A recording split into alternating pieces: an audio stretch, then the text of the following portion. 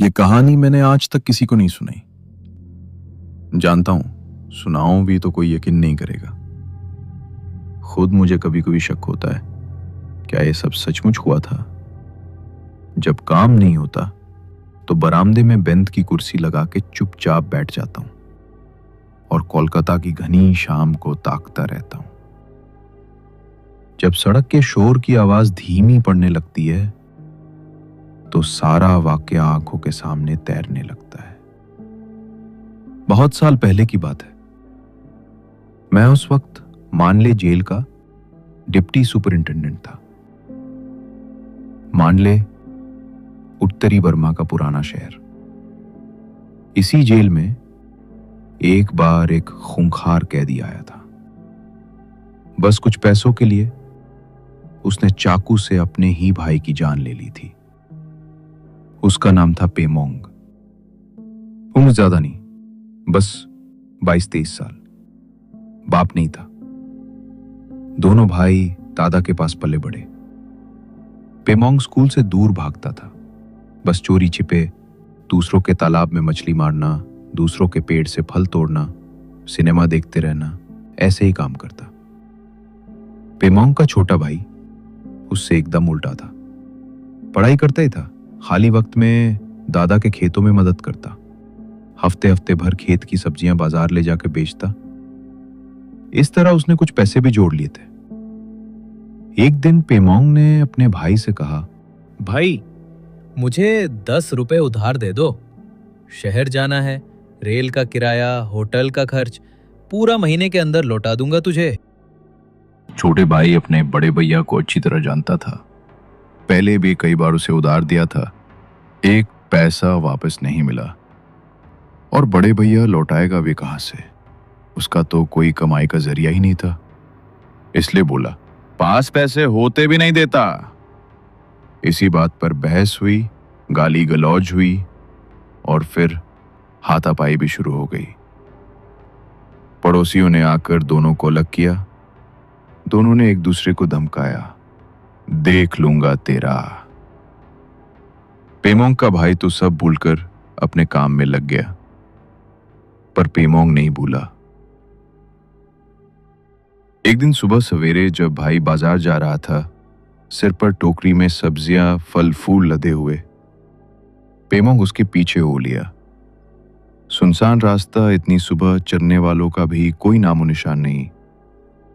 गाड़ियों का काफिला तो रातों रात निकल चुका था।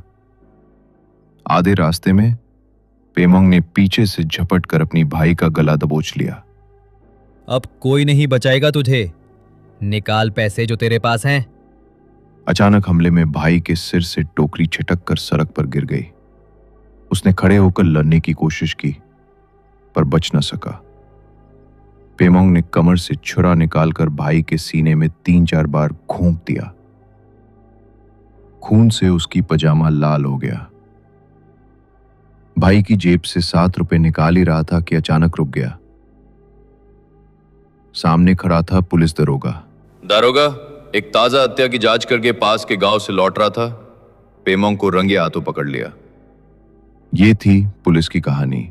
फिर हुआ हवालात, हवालात से कोर्ट, कोर्ट से जेल। पेमोंग को बचाने के लिए उसके दादाजी ने बहुत कोशिश किया था। एक पोता तो गया ही, अगर दूसरे को बचा पाए। बड़े बड़े वकील रखे, पर कुछ न हुआ। जिला कोर्ट ने फांसी का हुक्म दिया। हाई कोर्ट ने भी उसे कायम रखा। जब पेमोंग मांडले जेल आया, तब तक वो इंग्लैंड के राजा के पास दया की भीख मांग चुका था। पेमोंग हमेशा कहता रहा, मैंने भाई को नहीं मारा। हां, उससे झगड़ा हुआ था, पर मारा तो किसी और ने। जंगल से कोई निकलकर मारकर भाग गया। वो मुझे भी मारता, पर दारोगा आ गया। पर किसी ने उसकी यह कहानी नहीं सुनी। प्रमाण साफ थे। दारोगा ने अपनी आंखों से देखा था कि पेमोंग ने अपने भाई के सीने में 3 बार छुरा घोंपा। दारोगा का पेमोंग से कोई दुश्मनी भी नहीं थी कि झूठ बोलता। जब भी मैं पेमोंग की सेल में जाता, वो बस एक ही बात दोहराता था, हुजूर, बचा लीजिए, मैं बेगुनाह हूं, फांसी हो जाएगी, मौत से बहुत डर लगता है हुजूर। उम्र क्या हुई है, मैं जीना चाहता हूं। मैं उसे कोई दिलासा नहीं दे सकता था, बस इतना कहता, आज शाम को फोंगी मतलब बौद्ध पुजारी आएंगे, जो कहना हो उनसे कह लो। पर जैसे ही फोंगी आते पेमोंग आग बुला हो जाता। वो किसी धर्म की बात सुनने को तैयार नहीं था, चीख चीख कर बोलता, जिन्होंने मुझे बेगुनाह फांसी दी, मैं उन्हें नहीं छोड़ूंगा। शैतान के हाथ अपना खून बेच कर जाऊंगा। मेरी आत्मा बदला लेकर रहेगी। पेमोंग की बातें सुन सुनकर कभी कभी मेरे मन में भी शक पैदा होता था। शायद वो सच में बेगुनाह था। कितनी बार इंसाफ गलत हो जाता है, और डिप्टी जेलर होने के नाते मैं कुछ नहीं कर सकता था। जब सरकारी दफ्तर से आदेश आया, दया की मांग ठुकराई गई। मतलब साफ था, अब फांसी ही होगी। जब पेमोंग को यह खबर दी गई, वो कुछ पल तक खाली निगाहों से मेरी तरफ देखता रहा। फिर अचानक एक दर्द भरी चीख निकालकर जमीन पर गिर पड़ा। मैं घबरा गया। कितने ही खूंखार कैदी फांसी का हुक्म सुनकर बेहोश हो जाते हैं या बीमार पड़ जाते हैं। फांसी वाले कैदियों को बड़े कड़े पहरे में रखा जाता है ताकि वे खुदकुशी न कर सके। उनकी कोठरी की दीवारों को घास फूस से नरम कर दिया जाता है ताकि सिर पटक कर मर न सके। रोज डॉक्टर जांचने आता है। पर खबर सुनने के बाद पेमोंग बिल्कुल बदल गया। बस चुपचाप बैठा रहता, दिन रात बड़बड़ाता रहता। समझ नहीं आता क्या कहता है। जब फोंगी आया तो पेमोंग ने उसे गालियां देकर भगा दिया। जेलर से बार बार कहता, मैंने हत्या नहीं की, फिर भी ये मुझे फांसी दे रहे हैं। किसी को नहीं छोड़ूंगा, सबका हिसाब चुकता करूंगा। आखिर वो दिन आ ही गया। जेलर साहब छुट्टी पर थे तो जिम्मेदारी मुझे दिया गया। एक मजिस्ट्रेट, एक डॉक्टर और मैं। सुबह 5:30 बजे फांसी तय थी। सवेरे 4:30 से हम तैयार थे। कैदी को नहलाकर लाया गया। फोंगी ने धर्म का उपदेश दिया। कोई हंगामा नहीं। पेमोंग चुपचाप सुनता रहा। पर फांसी के तख्ते तक ले जाते वक्त भगदड़ मच गया। जाने से साफ मना कर रहा था। पागलों की तरह चीख उठा, तुम लोग एक बेगुनाह को फांसी दे रहे हो। भगवान तुम्हें कभी माफ नहीं करेगा। कुत्तों की मौत मरोगे। मैं नहीं जाऊंगा, किसी हालत में नहीं जाऊंगा। मैं निर्दोष हूं। खींचतान करके उसे फांसी के तख्ते तक ले जाया गया। ठीक समय पर काम पूरा हुआ। काले कपड़े से ढका शरीर एक बार थर थराया और सदा के लिए ठंडा पड़ गया। एक इंसान की शक्ल, उसका विरोध, सब खत्म हो गया। 2 दिन बाद वो घटना घटी। रात के करीब 12 बजे थे। पढ़ाई खत्म करके अभी सोया ही था कि दरवाजे पर जोरदार आवाज होने लगी। जेल में हम हमेशा डर के साए में रहते हैं, बस कोई अनहोनी ना हो जाए। दरवाजा खोला तो रात का वार्डर खड़ा था। उसकी आंखें तारे हुई, सांस लेने में तकलीफ, छाती धड़क रही थी। सर्दी की रात थी, मगर पूरा चेहरा पसीने से तर। पूछा, क्या हुआ? हुजूर, पेमोंग आ गया हुजूर, जिसकी फांसी हुई थी। मैं गुस्से से चिल्लाकर बोला, नशा करके आया है, आधी रात को बकवास करता है, तुझे जुर्माना करूंगा। यकीन कीजिए हुजूर, सिर्फ मैं ही नहीं, और कैदियों ने भी देखा है। मैं निकल पड़ा सच्ची देखने के लिए। पहुंचकर देखा पेमोंग की कोठरी के आसपास के कैदी सलाखों से चिपके खड़े थे। मेरे आते ही चीख पुकार शुरू हो गई। बहुत समझाने से उन्हें शांत करके असल बात जानी। एक कैदी ने सबसे पहले देखा था। चांदनी इतनी तेज थी कि कहीं कोई छाया तक नहीं थी। तभी एक दबी हुई आवाज सुनाई दी। जब उसकी नजर पेमोंग की कोठरी पर पड़ी तो वो सन्न रह गया। काला कपड़ा ओढ़ी हुई एक आकृति हवा में लटक रही थी, ठीक फांसी के तख्ते से जैसे कोई लटका हो। एक के चीखने पर सब जाग गए। हर किसी ने यही दृश्य देखा। शोर सुनकर रात का वार्डर भी आ गया। कोठरी के सामने पहुंचते ही वो तांग रह गया। काला कपड़ा ओढ़ी वो आकृति मौत के दर्द में थर-थर कांप रही थी।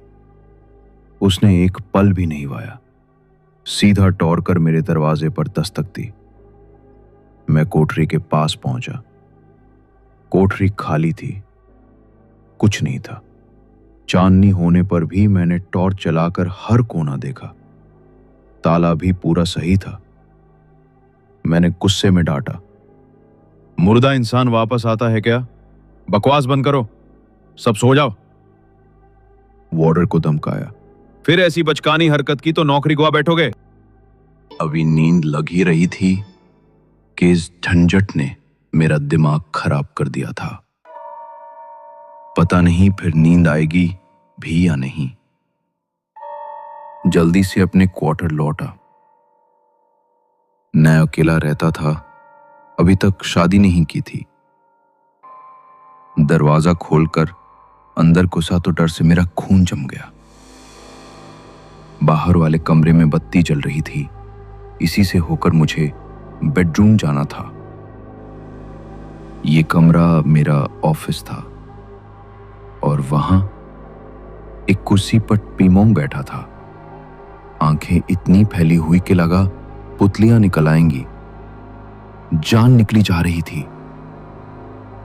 गले पर लाल निशान फांसी की रस्सी का।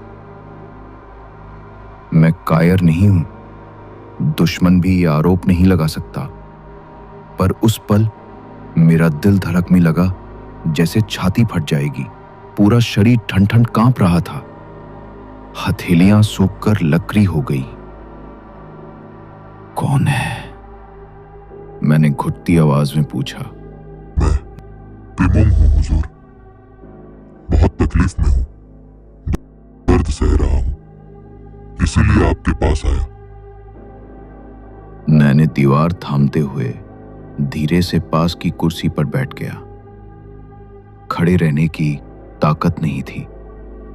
ये आंखों का धोखा नहीं था। पीमोंग साफ नजर आ रहा था। मेरे सामने बैठा था, बस हाथ भर की दूरी पर। फांसी के बाद वाली हालत में। मैंने धीमी आवाज में पूछा, मुझसे क्या चाहिए? समझ गया, मेरी आवाज मेरे काबू में नहीं थी। आपके सिवा किसके पास आता हुजूर? जो कुछ कहना था वो बस आपको ही बताया है। क्या कहना है? बोलो। मैं बेगुनाह हूं हुजूर, ये खून मैंने नहीं किया। अब इन बातों का क्या फायदा? तुम्हारा तो जो होना था हो चुका। हुजूर, परलोक में बड़ी मुश्किल है, वहां मेरी कोई नहीं सुनता। उस दिन भाई को मारना नहीं चाहता था हुजूर, पीछे से उछलकर उसका पैसा छीनना चाहता था। क्या जवाब देता? चुप रहा। पीमोंग खुद ही बोलता रहा। जब मैं उस पर कूदा, हम दोनों रास्ते पर लड़ रहे थे, तभी पास के झाड़ियों से कोई कूद कर निकला। मैं ऊपर था। उसने मेरी कमर से छुरा खींचा और भाई के सीने में कई बार घोंप दिया। मुझे भी मारता। उसकी आवाज सामान्य नहीं थी। जैसे गला दबने पर गरगराहट होती है, वैसी ही भयानक आवाज।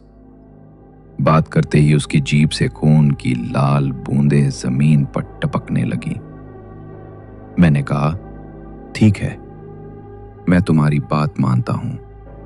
पीमोंग के खौफनाक खून से सने चेहरे पर मुस्कुराहट खिल गई। आपने मान लिया हुजूर, बस इसी से मुझे शांति मिलेगी। दारोगा को बताया, कोर्ट को बताया, किसी ने यकीन नहीं किया, ना ही मेरे जेलर ने। इसीलिए ये हालत है। मेरी उम्र थी महज 23 साल हुजूर, और सब कुछ खत्म हो गया। पता नहीं ये दृश्य कब तक चलता।